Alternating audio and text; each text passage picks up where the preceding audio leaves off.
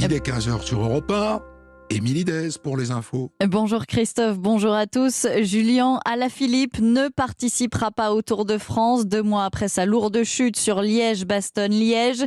Le double champion du monde français ne figure pas dans l'effectif retenu par la Quick Step. Il n'avait repris la compétition que dimanche dernier.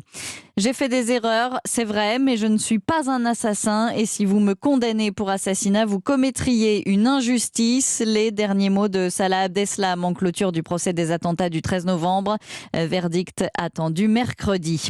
Le procès de Jean-Marc Reiser s'est ouvert devant la cour d'assises du Bas-Rhin. Il comparaît pour l'assassinat de Sophie Le Tan. Le corps démembré de cette étudiante de 20 ans avait été retrouvé dans une forêt en 2019. L'accusé a reconnu les faits au cours de l'enquête, mais nie toute préméditation.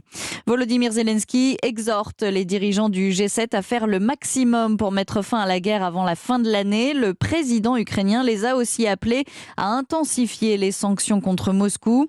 Le G7 va continuer à accroître la pression sur Vladimir Poutine, promet le chancelier allemand Olaf Scholz. Le G7 qui a déjà la volonté de plafonner le prix du pétrole russe et qui demande à la Russie d'autoriser le libre passage des denrées agricoles venant d'Ukraine. Les dirigeants de l'OTAN vont porter à plus de 300 000 militaires leurs forces à haut niveau de préparation pour faire face à la menace russe.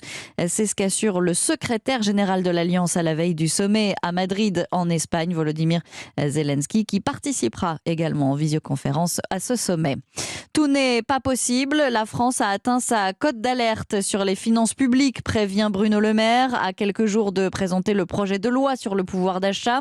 Le gouvernement propose notamment un plafonnement de l'augmentation des loyers à 3,5% sur un an.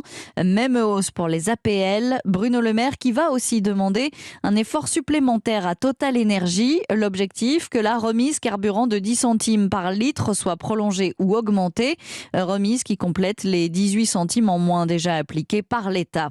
Un accord de gouvernement est-il possible ? C'est à ce casse-tête que va devoir répondre Elisabeth Borne.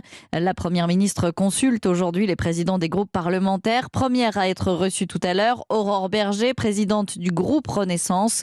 Ces entretiens devraient se poursuivre jusqu'à mercredi. Le monde doit se mobiliser pour préserver la santé menacée des océans. Déclaration du secrétaire général des Nations Unies.